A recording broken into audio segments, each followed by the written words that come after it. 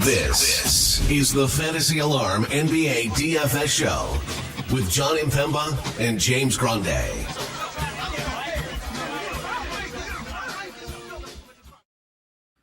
What is going on, FA Nation? John Impemba here with James Grande. Welcome into the Fantasy Alarm NBA DFS Playbook Live show. We are taking a look at the Thursday 6-game DraftKings main slate. Grande was on your playbook for today. He's got it all broken down for you over at fantasyalarm.com. Appreciate everybody who is tuning in. If you want to hit that like, share, and subscribe button, it is a free way to support the show. Grande, how are we doing today, man? Doing well. Interesting slate. FanDuel took it one step further and cut off the Spurs-Utah game, so they only have 5 games. Didn't want to play Utah-San Antonio for Definitely sure. wouldn't want to play that game. Why would I ever want to play with Victor Wembanyama or Yusuf Nurkic when he's available? But alas, Utah coach that. Why would you never True. want to play? Why would you not want to play that guy? True. But we do break down the DraftKings slate, so we don't have to worry about it. For FanDuel, obviously, FanDuel players, that's unfortunate that you don't get to play an actually good game. But interesting slate. I mean, there's been some random downgrades today. Franz Wagner being the front line guy.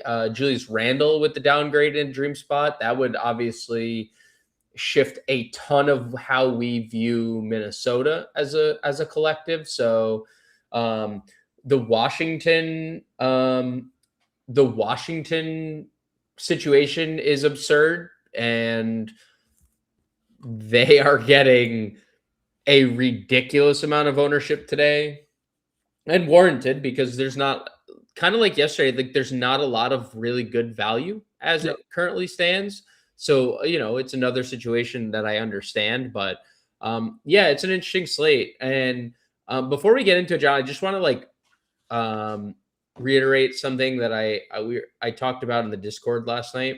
Sure. And we had someone comment in Discord about, I only have this one player at 10%. My lineup is too chalky. And I think sometimes, as someone who playing tournaments, you don't always need to have multiple sub 5% rostered plays to win a tournament. Right. I sent the winning lineup last night in the $12 single entry. I sent it in the Discord. There was the lowest owned player of the night in that person's lineup was 11%. Mm-hmm.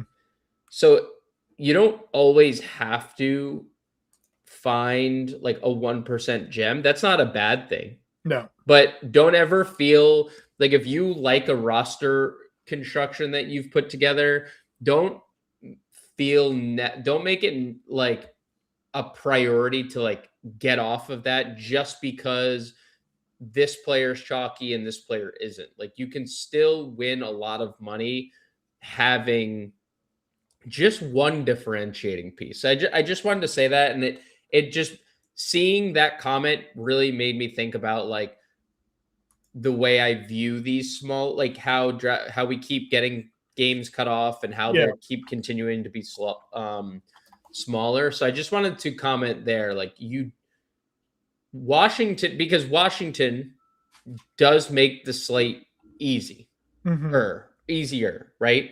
They're shorthanded. They are all relatively cheap, and they're all going to be popular, but you can differentiate elsewhere. And that's just kind of what I wanted to kick the show off today, just with a little bit of a rant about that, because it is just an important thing to know. When you are playing, you don't have every player doesn't have to be contrarian. You're allowed to play chalk. Yeah. I think the more important thing is that you actually enter the lineup that you make, right, Grande? That's the biggest takeaway. That when you make a lineup, you're an absolute when you make a top 5 lineup, to make sure you actually play it. You're a disaster. That's for those of you who don't know, which I think is everybody here. I sent Grande a lineup last night. And he's like, "Oh, are you playing this?" I said, "Yeah," and then I didn't play it, and it would have been. I messaged John at about midnight or 11 o'clock, and I was like, dude, where are you sitting right now? Because I think your lineup is like cooking. Yeah. It was like 330. It was Yeah. almost 330 points. It was a fantastic lineup that I made. I just didn't play it. So, it happens to the best of us here. All right. Appreciate y'all tuning in. Evan popping in saying, let's go. Jose in here as well. Let's cash tonight. Spin the block. I see through you. Jeff, Crab Shin Goon, Renee Fuentes. What's up, dude? Let's take some money. I agree. McGee saying, let's get after it. Our guy, Rolly. Trill Fate says ownership is overrated. Sometimes that's true. Definitely sometimes that's true. Greg talking about the Knicks and their blood. Yeah, we missed the Mitchell Robinson, not Richardson, but the Mitch Rob rebound prop last night. We went 4-2 at our picks last night. We missed out on the Mitch Rob rebounds, and then Jalen Johnson got over 7.5 assists with like 4 minutes to go in the game. That was unfortunate. Dave saying, what's up? Anthony saying chalk is chalk for a reason. Coach Chris always popping in here. Appreciate you guys. Isaac Okoro's #1 fan right there, Coach Chris. It's true. Isaac Okoro's #1 fan. Vic popping in saying, let's go. And Greg also saying, hey, guys, love that for you guys. True Life City came in 70th last night. Awesome. All right, let's break down tonight's slate. As you said, let's see, 1, 2, 3, 4, 5, 6 of the top 8 rostered players tonight are on the Wizards. So keeping that in mind when we're at point guard, Maxi's $10,000, Murray's $98,000, and Steph Curry is $9,000 here. Oh yeah, your camera's working. Welcome back. It is. Camera's on. Did someone comment on that? Yes, spin block. Yeah, there we go. Camera's back. I just had you got to reboot it sometimes, you know? Yeah. It's nothing like a good restart on the old ones and twos, John. Yeah. So top of point guard is interesting. I think Maxi is playable always. Not a priority for me tonight, but always, right? Coming off his worst shooting performance of the year, probably won't have another one like that. Absolutely can get Tyrese Maxey if you want. Jamal Murray is very interesting. Obviously had a massive first half against the Lakers, awful second half, has been tremendous without Jokic. There is some reporting, and it was a weird one. I'm not going to lie, John. I saw some reporting about Adam Schefter breaking Jonas Valanciunas news, which is interesting. And I am just gonna, it was on a radio show, an Altitude Denver, Colorado show. And apparently Schefter said that Valanciunas is playing. Okay.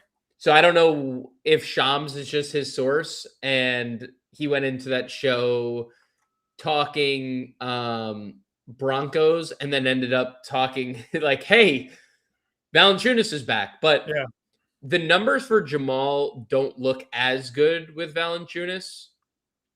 That's primarily because Valanciunas is used as a hub. So we'll see. I think Murray is definitely fine if you want to get up to $9,800 Jamal Murray in a dream spot. And I think Steph looks pretty good here. You know, Jimmy's out. The rest of the Warriors rotation is absolutely in shambles. There's 13 guys that could potentially play tonight. There's 2 that I feel like fairly confident that will like play 30 minutes or close to. And it's Curry and Draymond, if Draymond's in. Steph has, without Jimmy Butler this year, 32.6% usage, 1.3 fantasy points per minute. I see a lot of green. Dude. Yeah, 5 are more you gifts? fucking kidding me? Good icy crew out here. Absolute goat. Appreciate it. Absolute goat. Absolutely appreciate it. Justin there. The GOAT. Gifted out members to the Fantasy on YouTube channel. Coach Chris, OG. You guys. OG, like been around forever, getting a gift. That's awesome, dude. Appreciate you. Appreciate all the support. Appreciate you guys tuning in each and every day with us here. Yeah. But yeah, I think Steph looks pretty good in tournaments. A big pace up spot. Dallas is 5th in pace this year. So I would say of like this top tier, Murray and Curry would be my preferred options. Yeah, Curry is the far and away ownership guy of this top group. He's under 20%. He's 18. It's less than 1% playing Maxey, and Murray's around 10%. So yeah, you're getting that there. If you go down into the next tier, De'Aaron Fox is getting some ownership at 72. No one's really playing the next group either because they're all just kind of playing Washington. Keontae George is 10%. Yeah, and Fox is 25%. So there was a comment today from Andy Larson, who is a Jazz beat writer. Okay. And I don't know if he leaked this. I don't know if this was supposed. He basically confirmed Keontae is more listed as doubtful, but also went through shoot around. So I don't know. We usually don't get any word from Utah, any indication ever. We get one beat writer. Yeah, and he's in a different country. Yeah, this guy is in Utah, and Keontae was at shoot around, but he said he's closer to doubtful. So I don't know what that means. Like if you go through shoot around, that's usually closer to playing than it is not. But Embiid played the other day, didn't go through shoot around. Didn't go shoot. It's literally a toss up. But obviously, if Keontae plays, he's an option. Definitely don't like LaMelo showing up on the injury report with a thumb issue. Obviously, that could be a reason why he was 1 for 15 from the floor. Yep. But I don't have like much of any interest in the AK tier. If Keontae doesn't play, I'm basically ignoring it. Yeah, that's fine. You got Anthony Black, no Suggs, 73, then Fox at 72, as I mentioned from an ownership perspective. If George is out, you do have Collier at $5,700 here. Pajemski's 53. You have your Washington plays with Bob Carrington at 54. Where Trey Johnson's 45. Like, what are you looking to do here? Yeah, it's not just Suggs. It's Franz Wagner, too, for Anthony Black. So it's a great spot. Like, great spot. For and Orlando, they struggle they've like not gotten a lot of ownership outside of one player that we'll talk about, but none of their like studs in Banchero, Black, or Bane have gotten any ownership. Without Franz Wagner and Jalen Suggs this year, Anthony Black 26% usage, 1.07 fantasy points per minute. We know the minutes are going to be through the roof. He has like 40-minute upside as well. So I definitely like Anthony Black. I definitely love De'Aaron Fox tonight. You're not going to hear me say anything bad about San Antonio when they have this matchup. I mean, Utah's 30th in defense and they're third in pace. It's almost the holy grail of matchup. It is for this slate. Without Devin Vassell, 25% usage, 1.1 fantasy points per minute. There's just not a lot of bad to say. So I like both those two players quite a bit. Yes on Collier if Keontae's out. No on Collier if Keontae's in, probably. Bub's just going to play 40 minutes or close to it. So yes, again, another like Washington. Like I wouldn't rank Bub ahead of. I think there's multiple other Washington Wizards I'd play ahead of Bub Carrington, but he's also the 5th highest rostered Wizard. So like, if you're trying to get different from the field, he would be the direction you'd go. And he's playing more minutes than anyone else on his team. I mean, 37, 39 minutes his last 3 games. With Koulibaly out, just locks in the minutes again. So I think he's fine. Pajemski is definitely in play. Obviously, didn't play after halfway through the third quarter the other day. Kerr is a night. I think Coach Chris said it. He like playing Golden State is just kind of the conversation we had last night when you were like, well, I don't like when you flashed Jonathan Kuminga on the screen. I was just like, I don't know why we would need to like take shots on these guys, because if one's not playing well, Steve Kerr will just play another one until somebody finally makes some shots or does something that he likes. So I'm not getting there. The field is or was. I guess the ownership has come down throughout the day, but I would rather just play Carrington for $100 more, or like if Keontae's out, Collier. I think that's like pretty. Yeah, I don't need Golden State in my life other than like Steph Curry, and if it's not, or maybe some Al Horford, or but that's great. really it. If Ball's out, you have Sexton at 49, which would be kind of interesting. Clayton's down here at 4K. Anything else for value? Dylan Harper, Trey Johnson, they would be two great values. I like those two more. Trey Johnson's the highest roster player on the slate, I think, right now is like 40%. So yeah, I mean, point guard, shooting guard, price drop, high usage player, all the goods, as a scorer. So yeah, I mean, he is like not the best fantasy player at this point. I think there is like significantly better ones. But on a slate with not a lot of value, $4,500 Trey Johnson in a good spot makes a lot of sense. Okay. Shooting guard Ant 95. Randall downgraded today, so you have that there. KD $8,900. Baines 75. Edgecombe 7K. We mentioned Black at point guard, so we'll just cut it there with those four. Yeah, and last night we talked about it like it was like Ant and then basically no one until the 6K range, and that's kind of changed. It's definitely Ant, whether Randall plays or not. Mm-hmm. If Randall doesn't play, I bet you he is probably as highly rostered as Wemby is, or higher, because I know for most of the day, Wemby's been, and it's still, there's like a 13% ownership gap. I bet you if Randall gets ruled out, that closes, and he's like as highly owned as Victor Wembanyama. Sure. Like Randall a lot. But I do think going to Bane and Anthony Black, who we already talked about, make a lot of sense. I mean, you're taking Suggs, who's been off the floor, but Franz Wagner back off the floor. Super high usage player. Desmond Bane, without both those players, 26.5% usage, 1 fantasy point per minute.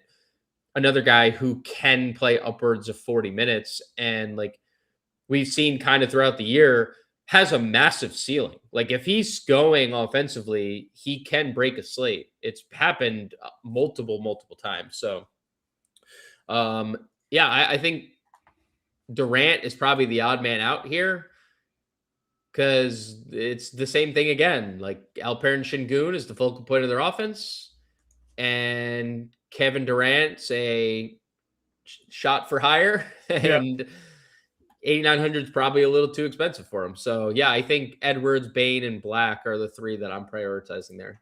Okay. Work down into the mid range then. Castle, White, Knepel, Keyshawn 64. Thoughts in that group?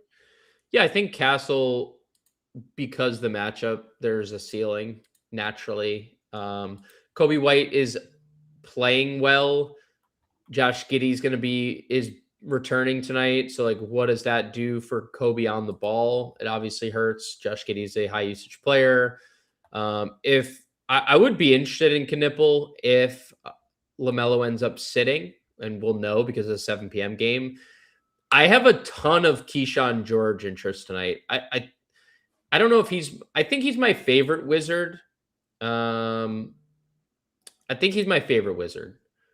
You take all the guys that are out for Washington off the floor, out or traded, because obviously some of the pieces are traded. Yeah. Keyshawn George is at like 1.3 fantasy points per minute, 23% usage in over 100 minutes, 111 minute sample. I'm very high on him. The minutes are trending up. The production is trending back up. And everything just kind of backs that he's better with no McCollum and no Koulibaly and all these guys. So yeah, I think Keyshawn could play high 30s minutes here and is the guy that I'm getting to the most right now on Washington. I mean, I like it. His points are at 16.5. I think that's pretty solid. His PRA is at 27.5, which you've obviously seen. He's a guy that can go out there and fill the stat sheet up. I'd probably lean over the 16.5 points tonight for him if I was place a wager on that one. He is this is a little bit interesting, John. He leads the team with Koulibaly, McCollum, Whitmore, Kispert off the floor, Bagley as well. 28% use assist percentage leads the team. It's a 5% assist percentage. I mean, we've seen that's not like a surprise really, but we've seen how good of a playmaker he is. He's minus 150 on over 4.5 assists tonight. So like, leaning pretty heavy there. So yeah, he is that dude, or has become that player with the ball in his hands. Yep. All right, go down into this 5K tier then for me. Obviously, quite a few names here. Which ones are you looking to prioritize? None. None at all. I mean, Champagny is the one that's getting some ownership. It's Champagny. So it's Champagny. That's the guy, because there is a ceiling. As much as we've clowned on him, there is a ceiling.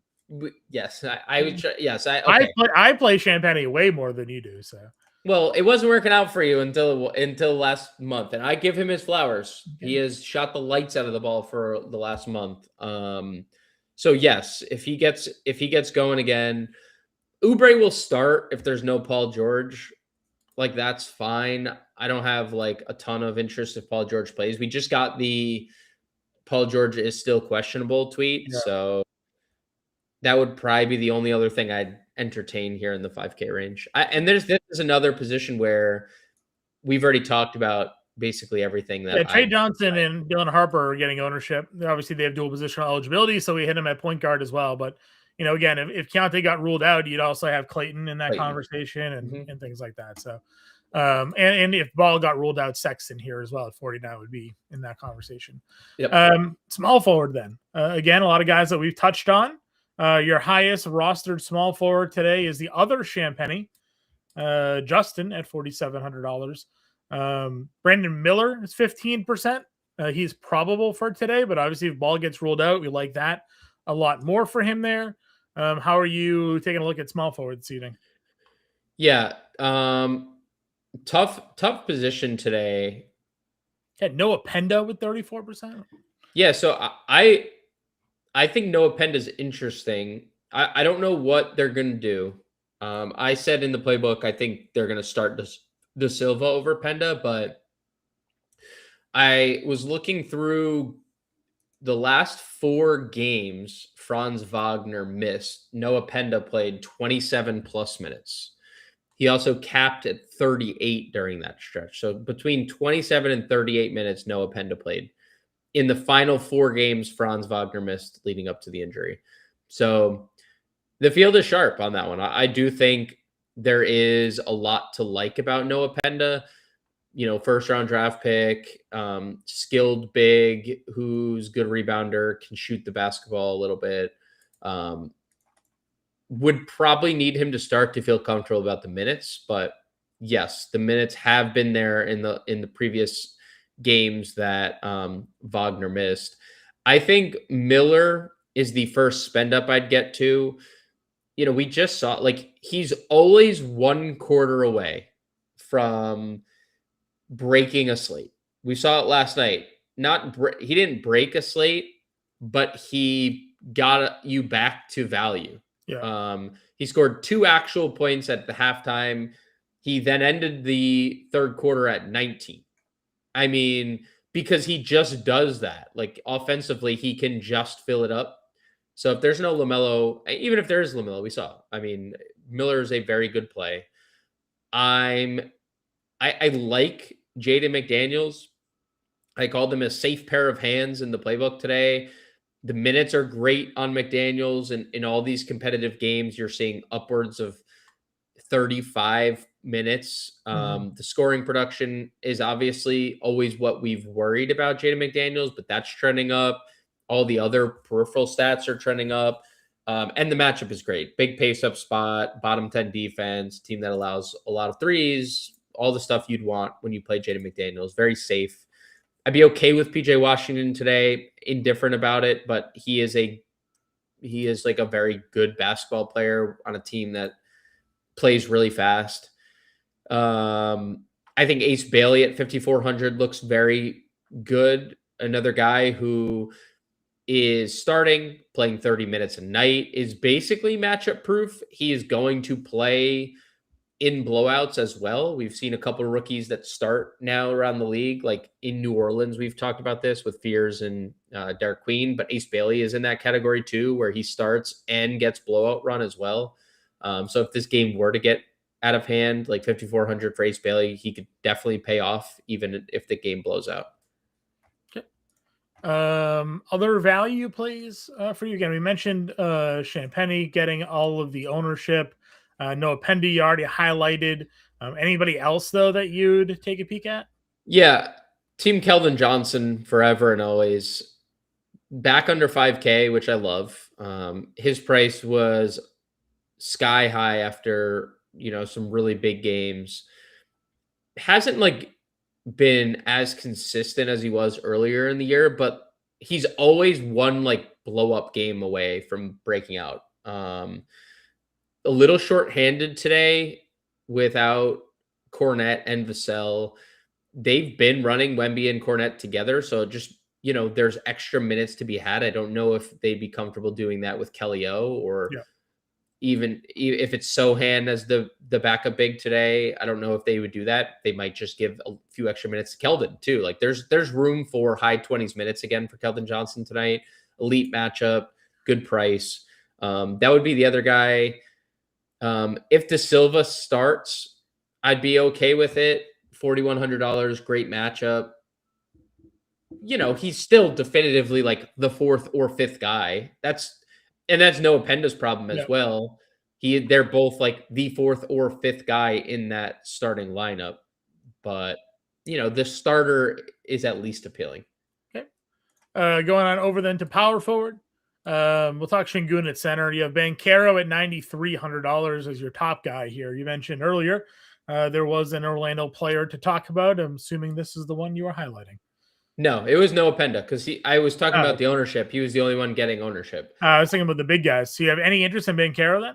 Yeah, of course. I think Orlando's being greatly underowned. Other than Noah Penda, which is just he's 3x Black, he's 3x Banchero. He's, I mean, what, 8x the ownership Desmond Bane?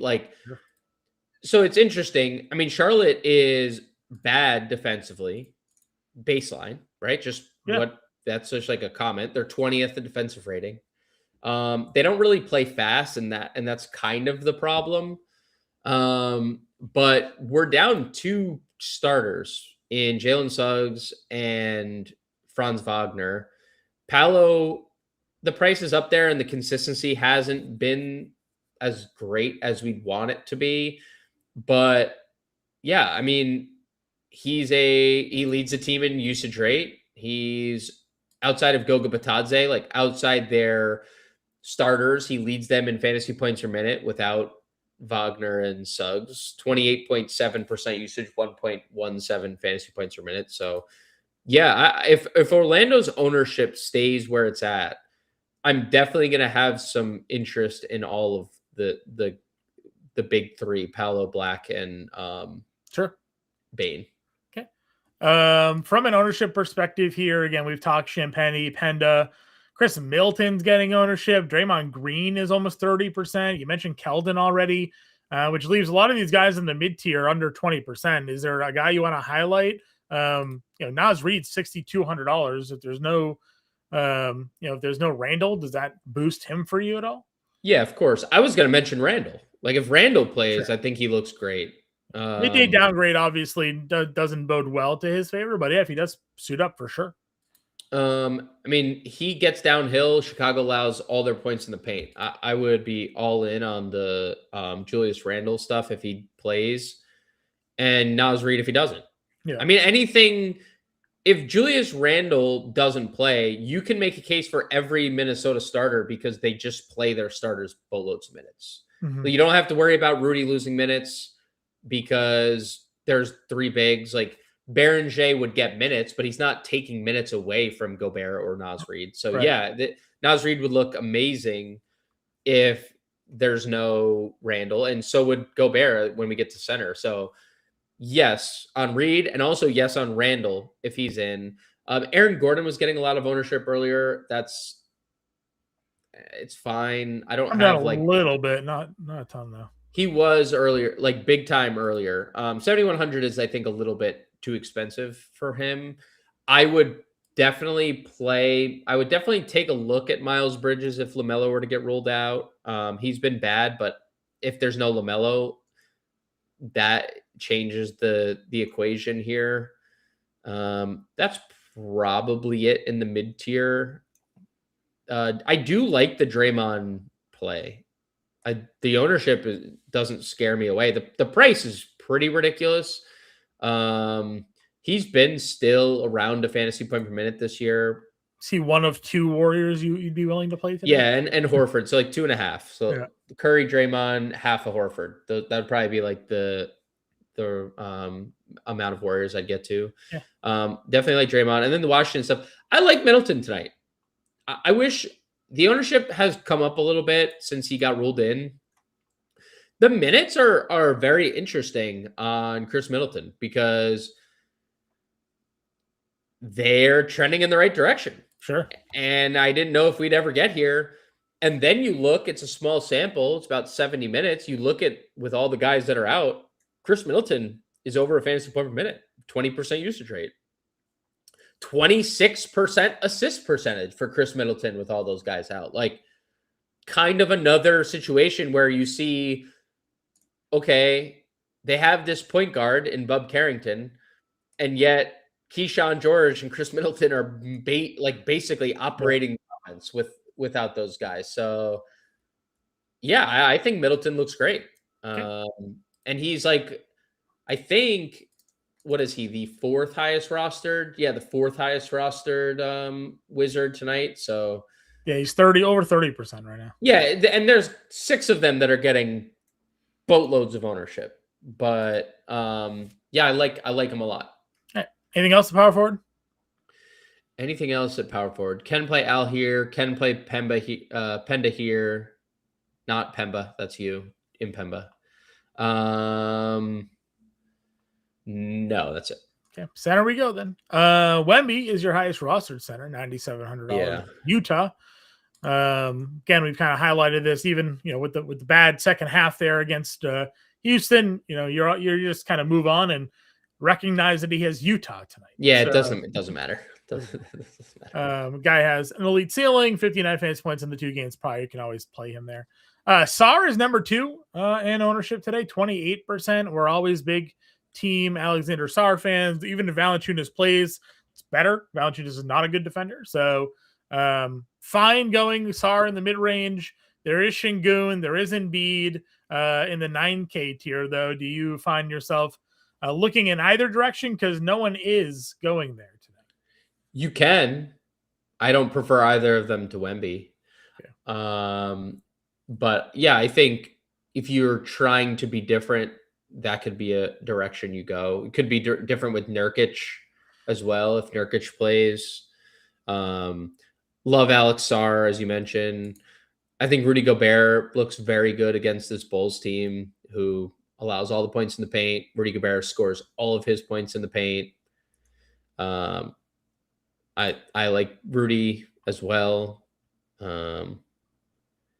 But yeah, center also then drops off an unbelievable cliff where there's almost nothing else I even want to talk about because Wemby and Sarr are in such good spots. Yeah. And then you have Diabate getting like 7%. That's about it. I mean, it's just like not an appealing position. Like I can see a scenario where Bernier gets some minutes if Julius Randle's ruled out, but I don't know if it's like enough to matter. I mean, he will play. He is shown to be a good fantasy point per minute player, but like in the past, this would be great. Mo Wagner, like, 2 rotation pieces out. Mo Wagner, probably his offense is needed. I don't think it's needed, and they're not going to play him enough. There's really just not like that. Olynyk might be that guy. I would feel better about Olynyk if Jeremy Sohan ends up not playing. Okay. Then I would be pretty confident that Olynyk would be the backup center. Valanciunas expected to play today officially. Shout out Adam Schefter, breaking news. Getting it going there. Okay. Well, I guess it's time to build a core lineup. Who's the first plug in for tonight? Which warrior? Which wizard player? None. No Which warrior. wizard player do we play? All of them? Multiple. Yeah. Keyshawn, Middleton, Trey Johnson. That's where I'd probably start. Middleton, Trey Johnson. Go Ant Edwards here. I mean, I like Wemby more than Ant. Okay. Can you see if we did Wemby? Can we play them both? Wemby and Ant gives you 51 a player. Yeah, there's absolutely get there. Well, you just play more wizards. Yeah, what do you mean? That's that might be the problem. That play Champagny at 47. Right? You can make it work. Yeah, I mean you can. Right. I'm just saying it's not impossible. I'm not saying it's not. I'm not saying it's. Play Noah Penda here. Get the. I'm not saying that it's a lineup that you can't submit, and it wouldn't. $7,000 a player with Johnson, George, Penda, Middleton, and Wemby. Yeah, it's not impossible. No, it's not. It's doable. It's playable. Kevin Garnett said anything is possible. Anything is possible. All right, guys, we do appreciate your support. We will have a preview show for Friday slate coming out later on tonight. Playbook is out there for you guys. Grinding will be updating that. We'll get some updated ownership, and I'll be putting my best bets for tonight in our NBA bet tracker. So if you're an All-Pro member, be on the lookout for that. I'll link that in the Discord once those are all entered in for you guys. Once again, happy to have you guys with us tonight.